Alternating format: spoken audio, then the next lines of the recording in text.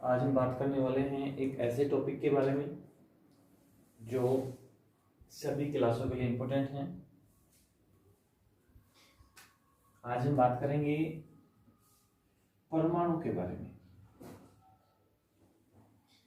परमाणु से आप लोग भली भांति वाकिफ होंगे कि परमाणु क्या है।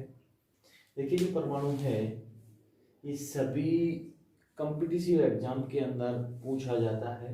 यहाँ तक कि छोटी क्लासों से लेके बड़ी क्लासों तक का ये टॉपिक है, जिसको शुरू से लेके हमें लास्ट तक जब तक पढ़ाई करते हैं तब तक इस टॉपिक के बारे में हमें जानकारी मिलती रहती है। परमाणु के बारे में आज हम बात करने वाले हैं। जो राजस्थान पुलिस की या दिल्ली पुलिस की तैयारी कर रहे हैं वो गाइस इस टॉपिक को ध्यान से देखें। परमाणु क्या है? परमाणु जो है किसी भी पदार्थ का सबसे छोटा कण होता है। सबसे छोटा कण।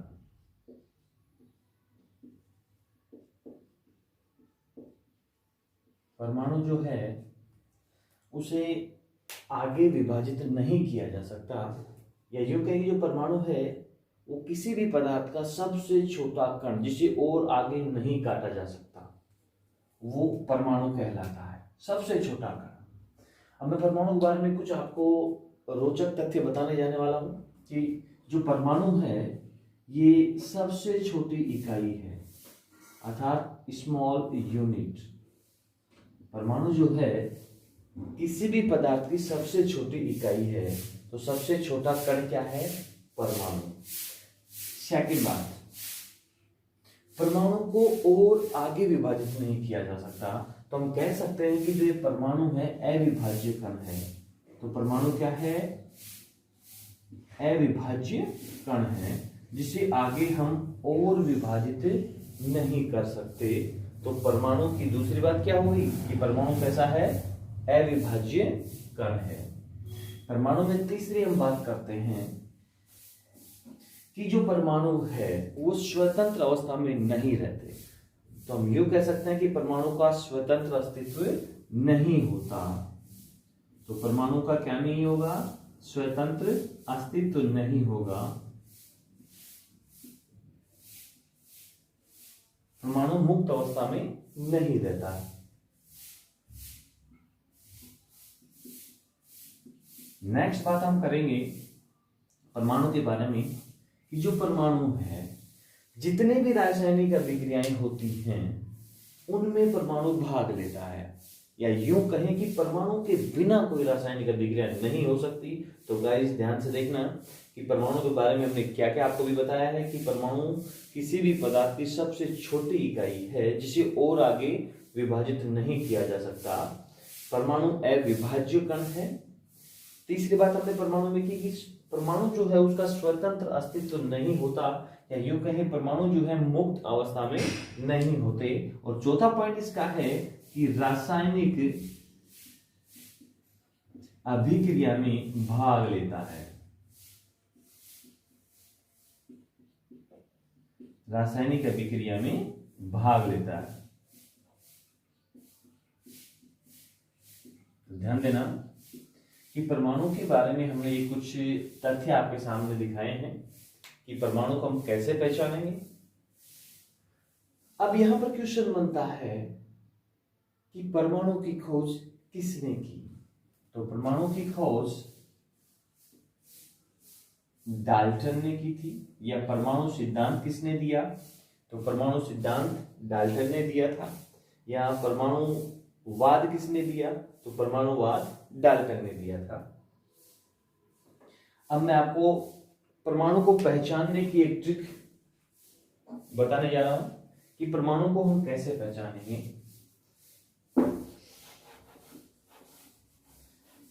तो गाइस, आप सभी ने जब छोटे थे तो अल्फाबेट्स ABCD पढ़ी होंगी। क्या पढ़ी होंगी? ABCD, A से Z तक 26 लेटर होते हैं। तो परमाणु को याद कैसे करेंगे हम?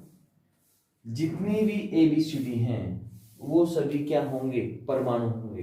है ना अजीब कि ABCD परमाणु कैसे हो सकते हैं? तो देखिए, पहला अल्फाबेट हम लेते हैं C, दूसरा H, तीसरा O, S। अब देखिए इनको हम समझते हैं, ये सब ABCD है। मैंने क्या कहा कि जितने भी परमाणु हैं सब क्या हैं, अल्फाबेट्स हैं, ABCDs हैं। C से कार्बन, S से हाइड्रोजन, O से ऑक्सीजन, S से सल्फर, मैनी मोर। तो जितने भी परमाणु हैं वो सब क्या होंगे, ABCD होंगी, क्योंकि कार्बन जो है C, उसको हम और ज्यादा तोड़ नहीं सकते और ज्यादा विभाजित नहीं कर सकते, इसलिए जितने भी परमाणु होंगे वो सब क्या होंगे, ABCD होंगी। अब मैं बात यहां पर करूं अणु की, कि अणु को कैसे पहचानेंगे।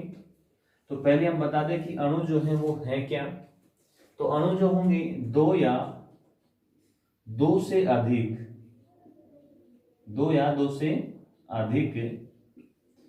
परमाणुओं से मिलकर बनते हैं। तो गाइस अणु क्या होंगे, जिसमें दो या दो से अधिक परमाणु जो होंगे वो अणु होंगे। लेकिन इसको याद करने का या समझने का मैं एक सिंपल सा तरीका आपको बताता हूं। मैंने अभी आपसे बात की थी कि परमाणु क्या है, जितनी भी ABCD हो सब क्या है, परमाणु है। अब जो अणु की हमने बात की कि दो या दो से अधिक जो परमाणु हैं वो क्या बना रहे हैं, अणु बना रहे हैं। तो अणु कैसे पहचान में आएगा कि जितनी भी ABCD हैं उसमें मैथ को इंक्लूड कर दीजिए। मैथ समझते हैं ना, 1 2 3 4 जो गिनती होती है। तो देखिए H, इसमें हमने मैथ को इंक्लूड कर दिया, H2। O है, O में हमने मैथ को इंक्लूड कर दिया, O2। S है, S में हमने मैथ को इंक्लूड कर दिया, S8। तो गाइस ध्यान देना कि परमाणु क्या होंगे, जितनी भी ABCD हैं वो सब परमाणु होंगी। और अणु की पहचान हम कैसे करेंगे कि जितनी भी ABCD हैं उनको मैथ के साथ में इंक्लूड कर दीजिए, वो सब क्या हो जाएंगी, अणु कहलाएंगी। तो हमने कुछ एग्जांपल्स यहाँ पर आपके सामने शो किए हैं। अब आगे हम परमाणु के बारे में बात करते हैं। हमने कहा कि परमाणु जो है किसी भी पदार्थ का सबसे छोटा कण है। अब इतना छोटा कण है कि इसे हम आगे विभाजित नहीं कर सकते, वो कण परमाणु कहलाता है। और परमाणु का स्वतंत्र अस्तित्व नहीं होता है और परमाणु के बिना कोई रासायनिक अभिक्रिया नहीं हो सकती। अणु के बिना रासायनिक अभिक्रिया हो सकती है लेकिन परमाणु के बिना कोई रासायनिक अभिक्रिया नहीं हो सकती। अब आगे हम बात कर रहे हैं परमाणु में कि हमने ये परमाणु बना दिया है और परमाणु जो है उसके केंद्र में मतलब अंदर की तरफ एक धनावेशित भाग होता है। ध्यान देना, परमाणु के अंदर एक धनावेशित भाग होता है और परमाणु के जो वृत्ताकार पथ है उसमें इलेक्ट्रॉन चक्कर लगाते रहते हैं। तो गाइस ध्यान देना यहां पर कि परमाणु जो है उसके केंद्र में धनावेशित भाग होगा और परमाणु के वृत्ताकार पथ में इलेक्ट्रॉन चक्कर लगाते हैं। इलेक्ट्रॉन पर ऋण आवेश होता है और नाभिक धनावेशित भाग होता है। अब हम बात करने वाले आगे कि जो ये परमाणु के अंदर धनावेशित भाग है इसे नाभिक कहा जाता है। परमाणु में जो धनावेशित भाग है उसे क्या कहा जाता है, नाभिक कहा जाता है। अब यहां पर क्वेश्चन ये पूछ लिया जाता है कि नाभिक की खोज किसने की। तो नाभिक की खोज रदरफोर्ड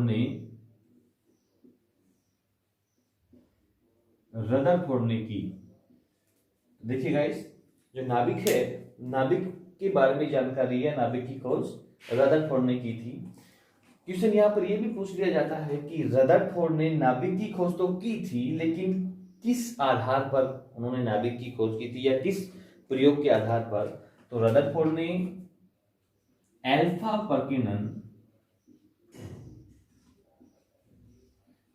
पर्किनन प्रयोग द्वारा नाभिक की खोज की थी। उन्होंने परमाणु के केंद्रक में एक धनावेशित भाग को देखा था।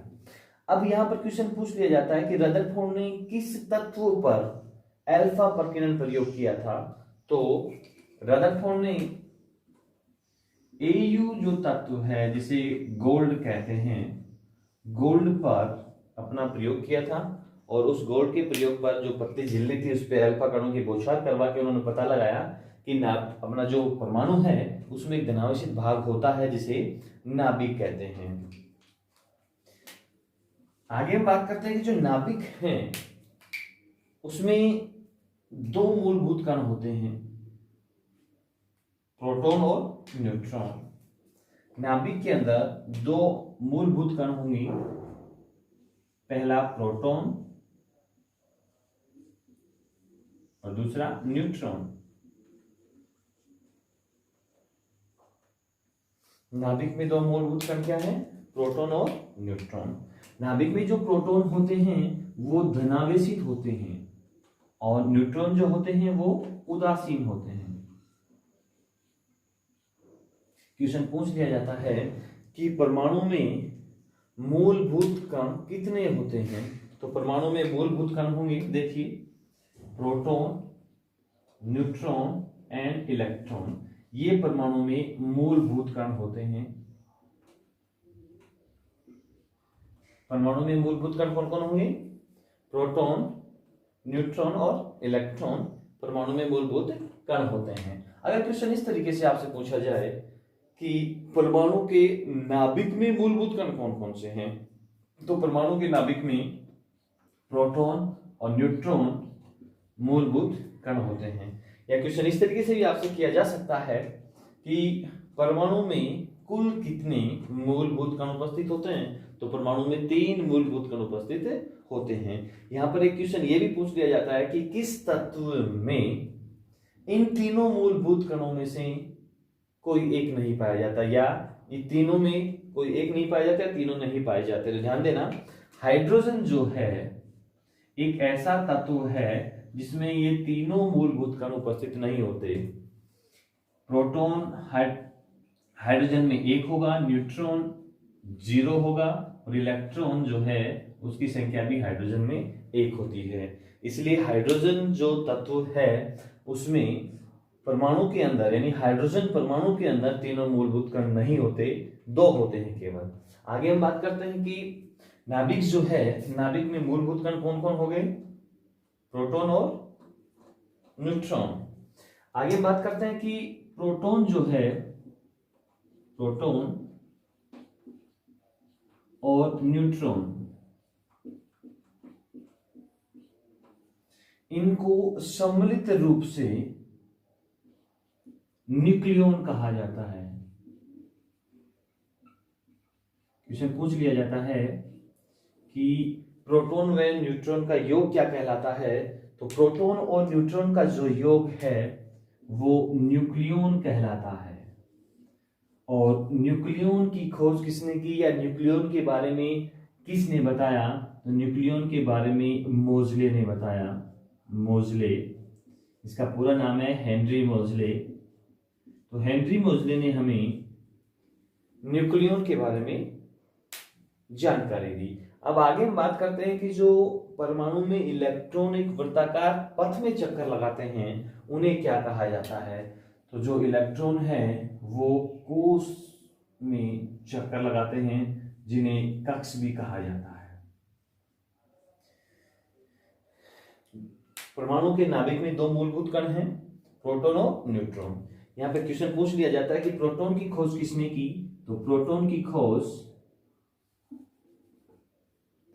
खोज गोल्ड स्टेल ने की।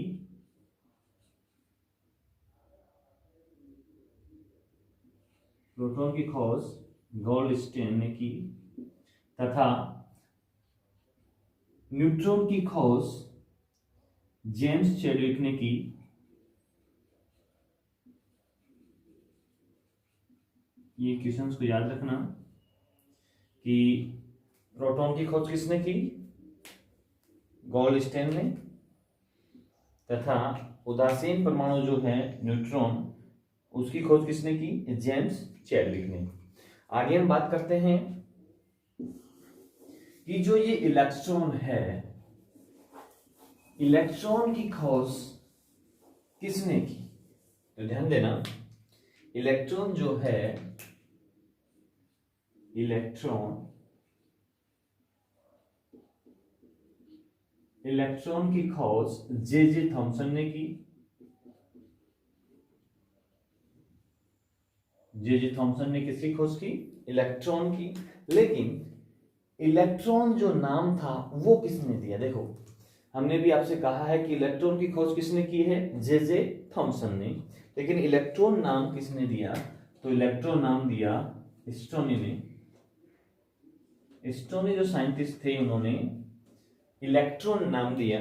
और जो इलेक्ट्रॉन होते हैं किसी भी परमाणु में, देखो आपने तरबूज देखा है, उसमें जो बीज होते हैं ना, सेम इसी तरीके से हम कह सकते हैं, उन बीजों को ही इलेक्ट्रॉन हम कह सकते हैं। तो इलेक्ट्रॉन की खोज की थी जे थॉमसन ने, और इलेक्ट्रॉन नाम दिया स्टोनी ने। अब आगे हम बात करते हैं कि किसी भी परमाणु में इलेक्ट्रॉन, प्रोटॉन, न्यूट्रॉन या इलेक्ट्रॉनों की संख्या हम कैसे ज्ञात करेंगे, कि परमाणु जो है उसमें इलेक्ट्रॉनों की संख्या हम किस तरीके से ज्ञात करेंगे। तो देखिए, परमाणु में इलेक्ट्रॉनों की संख्या को ज्ञात करने के लिए हमें एक फॉर्मूले के हिसाब से चलना पड़ेगा। तो किसी भी कक्ष में इलेक्ट्रॉनों की संख्या ज्ञात करने के लिए हम 2n² फॉर्मूले को काम में लेते हैं। n का मतलब यहां पर होता है कक्ष, ध्यान देना। और एक परमाणु में 4 कक्ष होते हैं। तो ध्यान देना, आपसे पूछ लिया जाए कि n बराबर 1, अर्थात कक्ष प्रथम में न्यूट्रॉन या यूं कहें इलेक्ट्रॉनों की संख्या कितनी होगी। तो देखिए, हमने फॉर्मूला यहां पर ये यूज करना है 2n², और कक्ष कौन सा है, पहला। तो 2n, n बराबर कितना है, 1, तो 1 को यहां रखेंगे स्क्वायर। ध्यान देना, प्रथम कोष में इलेक्ट्रॉनों की संख्या 2 × 1 = 2, तो प्रथम कोष में इलेक्ट्रॉन होंगे 2, और प्रथम कोष को कहा जाता है K।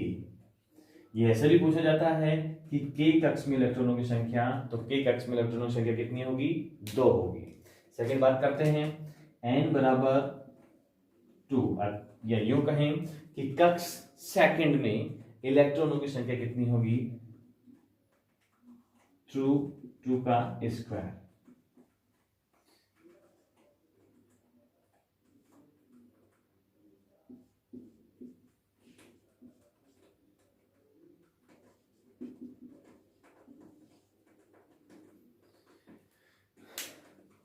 n कक्ष पहला जो था उसमें इलेक्ट्रॉन 2 थे। n बराबर 2 मतलब द्वितीय कक्ष में या द्वितीय कोष में इलेक्ट्रॉनों की संख्या 8 होगी। द्वितीय कक्ष को हम कहते हैं कि L। द्वितीय कक्ष हो गया L, पहला कक्ष है K, सेकंड L। अब बात करते हैं हम m कक्ष की, जिसे n बराबर हम 3 लिख के देखते हैं इसमें इलेक्ट्रॉनों की संख्या कितनी होगी। तो देखिए, फॉर्मूला अपना वही रहेगा 2 3 2, तो 2 × 9 18 इलेक्ट्रॉन किसमें होंगे, m कक्ष में। क्वेश्चन किसी भी तरीके से पूछ सकता है कि n बराबर 1 कक्ष में इलेक्ट्रॉनों की संख्या क्या होगी, या k कक्ष में इलेक्ट्रॉनों की संख्या क्या होगी। ये यूं भी पूछ लिया जाता है, n बराबर 2 तो n बराबर 2 तो सेकंड कक्ष में इलेक्ट्रॉनों की संख्या क्या होगी, या यूं पूछ लिया जाएगी L कोष में इलेक्ट्रॉनों की संख्या क्या होगी। n बराबर 3 है तो तीसरे कोष में इलेक्ट्रॉनों की संख्या कितनी होगी, जिसे m कहेंगे। अगला है n कक्ष, तो n बराबर 4, तो 2 4 3 24 इलेक्ट्रॉन,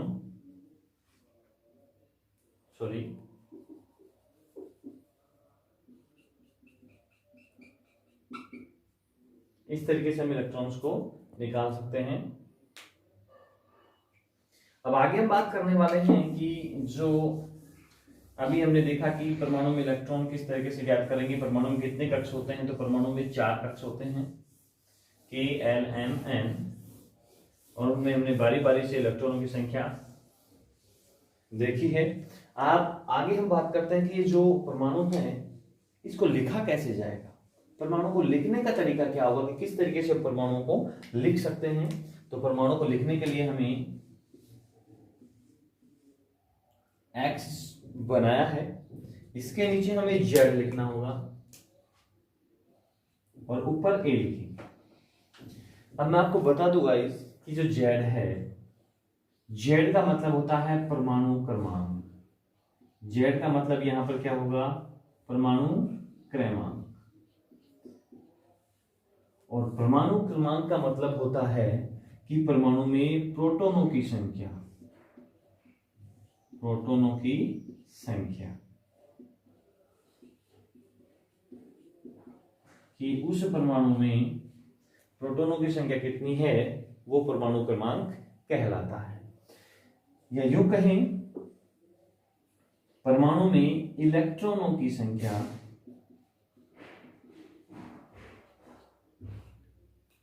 वो भी परमाणु क्रमांक कहलाएगी। देखो आपके पास 3 ऑप्शन आ गए कि परमाणु क्रमांक क्या होंगे।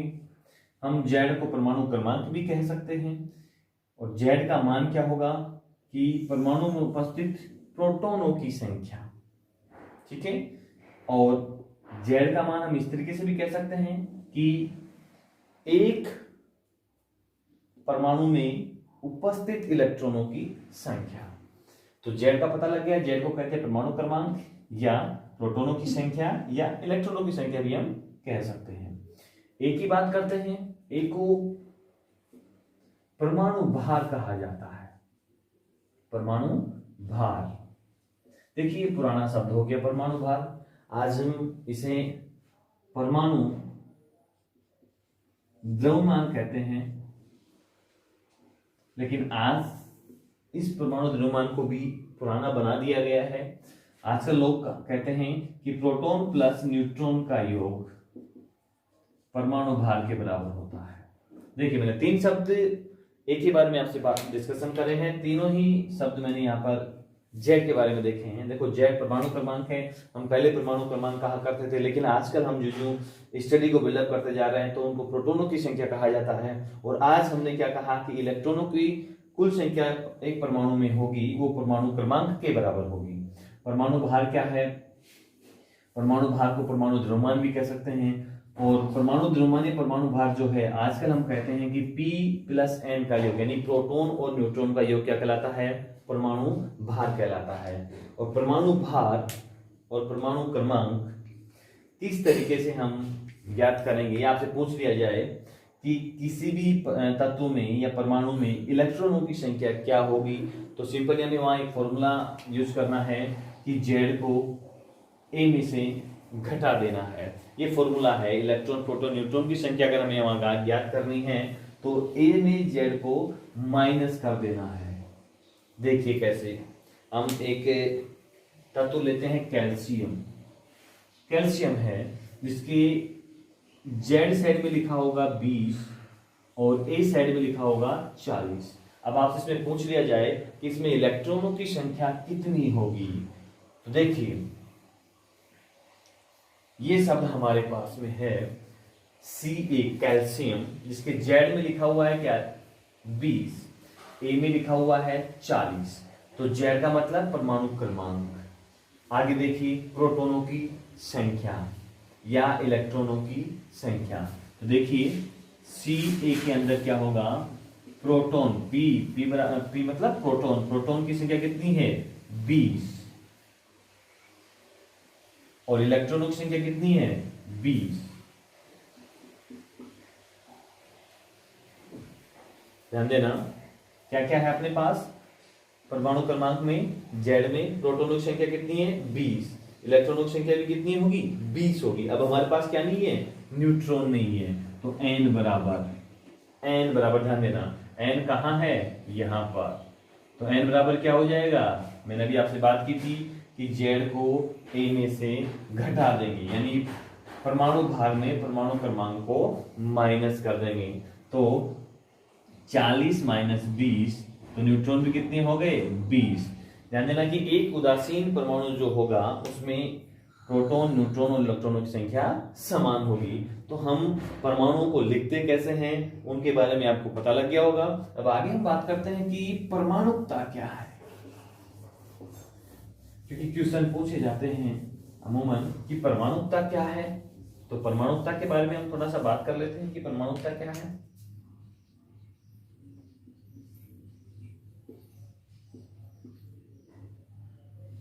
परमाणुकता, परमाणुकता को समझने के लिए सबसे पहले इस शब्द के टुकड़े कर दो, परमाणुकता।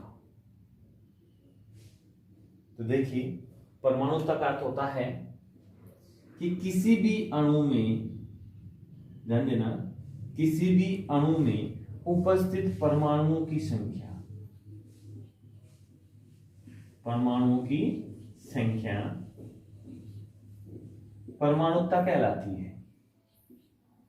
गाइस समझ में आया कि परमाणुकता को हम कैसे समझेंगे कि किसी भी अणु में उपस्थित परमाणुओं की जो संख्या होगी, अणु में जितने परमाणु होंगे वो परमाणुकता कहलाती है। तो देखिए, हम यहां पर एक शब्द लिखते हैं ओजोन, O3। ओजोन को कैसे लिखेंगे?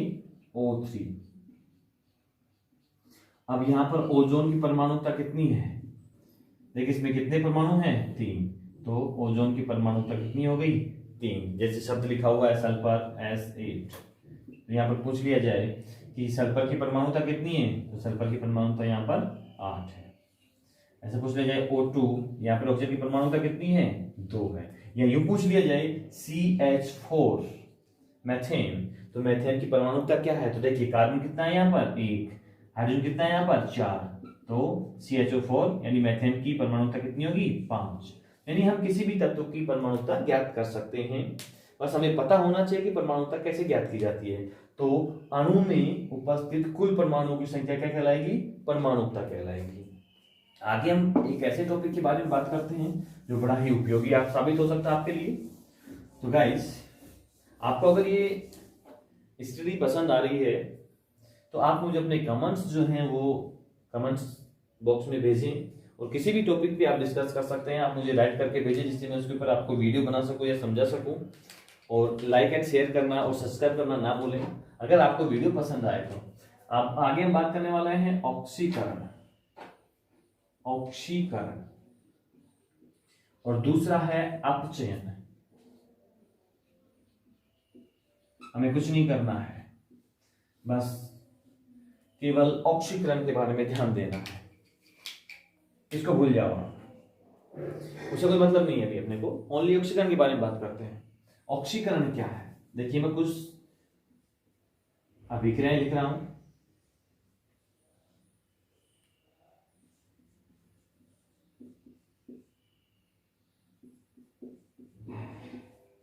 यहां पर इन रासायनिक अभिक्रियाओं के माध्यम से हम ऑक्सीकरण को समझेंगे। अपचयन ऑटोमेटिकली अपने को समझ में आ जाएगा। तो देखिए, कार्बन, C मतलब कार्बन, O2 मतलब ऑक्सीजन। कार्बन ऑक्सीजन के साथ में मिलकर क्या बना रहा है? ऑक्साइड बना रहा है, यानी कार्बन डाइऑक्साइड। तो ध्यान देना, कार्बन के साथ कौन जुड़ रहा है? ऑक्सीजन, यानी कि ऑक्सीजन का जुड़ना। ध्यान देना गाइस कि ऑक्सीजन का जुड़ना ऑक्सीकरण कहलाता है। ठीक है, देखिए, कार्बन के साथ में क्या जुड़ा? ऑक्सीजन, और क्या बनाया? Carbon dioxide. तो ऑक्सीजन का जुड़ना क्या कहलाएगा? ऑक्सीकरण। अब दूसरी रिएक्शन हम देखते हैं कि CH4 है, मेथेन है। ठीक है, मेथेन में कार्बन अलग हो गया और हाइड्रोजन अलग हो गया। ध्यान देना, मेथेन में कार्बन अलग हो गया है, हाइड्रोजन अलग हो गया, अर्थात हाइड्रोजन का निकलना, वो भी क्या होगा? ऑक्सीकरण होगा।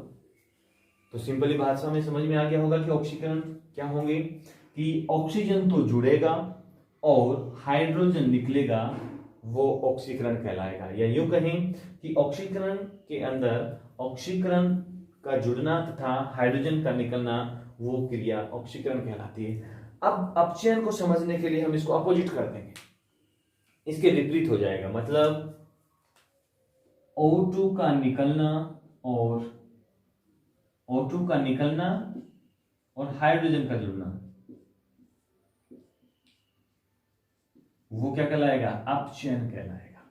मैं आपके सामने कोई एग्जांपल्स रखता हूं 2-3 कि श्वसन, पूछ लिया जाए कि श्वसन जो है ऑक्सीकरण है कि अपचयन है? श्वसन ऑक्सीकरण है या अपचयन है? तो श्वसन जो है वो ऑक्सीकरण है। क्यों है? क्योंकि ऑक्सीजन को हम ग्रहण करते हैं। ग्रहण करना, ऑक्सीजन हम ले रहे हैं, तो ऑक्सीजन क्या हो गया? को ग्रहण करना ऑक्सीकरण कहलाएगा। सेकंड बात करते हैं कि प्रकाश संश्लेषण जो है, प्रकाश संश्लेषण, प्रकाश संश्लेषण जो है जस्ट इसके विपरीत होगा। विपरीत, प्रकाश संश्लेषण इसके विपरीत होगा, तो ये अपचयन हो जाएगा। पूछ लिया जाता है कि प्रकाश संश्लेषण कैसी अभिक्रिया है? तो प्रकाश संश्लेषण कैसी अभिक्रिया है? अपचयन प्रकार की। तीसरा एग्जाम्पल हम इसका देते हैं कि संक्षारण। संक्षारण ऑक्सीकरण अभिक्रिया है या अपचयन अभिक्रिया है? देखिए संक्षारण में क्या होता है, यानी कि जंग लगना होता है। संक्षारण का मतलब, तो जैसे लोहे पे जंग लग जाए Fe, फेरस, तो फेरस किस में बदल जाता है? Fe2O3 में बदल जाता है, फेरस ऑक्साइड में बदल जाता है। मतलब इसमें ऑक्सीजन जुड़ गया है, और ऑक्सीजन का जुड़ना क्या कहलाएगा? ऑक्सीकरण कहलाएगा। ऑक्सीजन का जुड़ना ऑक्सीकरण कहलाता है। तो संक्षारण क्या है? ऑक्सीजन का जुड़ना, ऑक्सीकरण अभिक्रिया है। चौथी बात करते हैं कि धातुक्रम। धातुक्रम कैसी अभिक्रिया है? ऑक्सीकरण है कि अपचयन है? देखिए धातुक्रम में क्या होता है कि अशुद्ध धातुओं को शुद्ध किया जाता है। तो फेरस ऑक्साइड क्या है? अशुद्ध धातु है, इसे क्या बनाया जाएगा? शुद्ध लोहा बनाया जाएगा। देखो अशुद्ध से शुद्ध बनाया जा रहा है, तो ये क्या होगा? देखो इसमें ऑक्सीजन निकल रहा है, तो ये कैसे अभिक्रिया हो जाएगी? अपचयन अभिक्रिया हो जाएगी। मैं लिख दूं कि धातुक्रम कैसी अभिक्रिया है? अपचयन प्रकार की अभिक्रिया होती है। आगे हम बात करते हैं किण्वन के बारे में कि किण्वन क्या है। किण्वन ऑक्सीकरण है कि अपचयन है? किण्वन, किण्वन में क्या होता है कि जो जटिल कार्बनिक पदार्थ होते